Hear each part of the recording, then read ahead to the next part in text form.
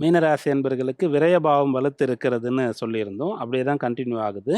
விரையாதிபதி, அஷ்டமாதிபதி 2 பேரும் சேர்ந்து இப்போ ராசியில சஞ்சரிக்கிறாங்க. அஷ்டமாதிபதியா இருக்கக்கூடிய சுக்கிரன் ராசியில வந்து உச்ச பலத்த அடையிறார். உச்ச பலத்த அடைந்து என்ன பண்ணுவார்ன்னா, கொஞ்சம் கூட பயமே இல்லாத ஒரு தன்மைக்கு உங்கள கொண்டு போயிடுவார். அப்படி இருக்கக்கூடியவங்க தான் சொல்லுவாங்க, "அவ்ளோ பெரிய முதலீடு நான் எப்படி செஞ்சேனே தெரியல. ஏன் அந்த சொத்து வித்தேனே தெரியல. அவ்ளோ பெரிய முடிவு திடீர்னு நான் எடுத்துட்டேன்." அப்படின்ற மாரி சொல்லுவாங்க.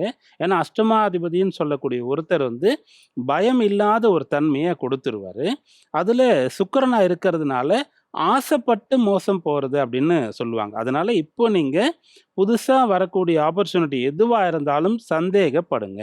புது நபர்கள் யாரிடத்திலயும் அவ்வளவு ரொம்ப க்ளோஸா நீங்க போக வேண்டாம். ஒரு பிசினஸ் சம்பந்தமா ஒரு பார்ட்னர சேர்த்துக்க போறீங்கன்னா கூட, இப்ப கொஞ்ச நாளைக்கு நீங்க வெயிட் பண்றது ரொம்ப நல்லது.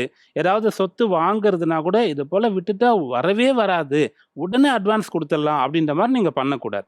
உங்களுக்குன்னு எழுதி வச்சிருந்தா கண்டிப்பா அது உங்களுக்குன்னு வரும். வெயிட் பண்ணணும். அதேபோல ஒரு சொத்த வந்து விக்கிறதுக்கு இவர விட்டா யாருமே கிடைக்க மாட்டாங்க. திடீர்னு விக்கிறது அப்படின்ற விஷயங்கள பண்ணக்கூடாது. அஷ்டமாதிபதி ராசியில உச்ச பலத்தோடு இருக்காருன்ற ஒரு விஷயத்த ஞாபகம் வச்சுக்கிட்டே இருக்கணும். இதுல இருக்கக்கூடிய பாசிட்டிவ் சைடு என்ன அப்படின்னு கேட்டா, ரொம்ப சாதாரணமான குடும்பத்தில இருக்கக்கூடிய ஒருத்தர் வந்து இவ்ளோ பெரிய சாதனை பண்ணார் அப்படின்னு சொல்லுவாங்க. அது கல்வி மூலமா நடந்திருக்கும்.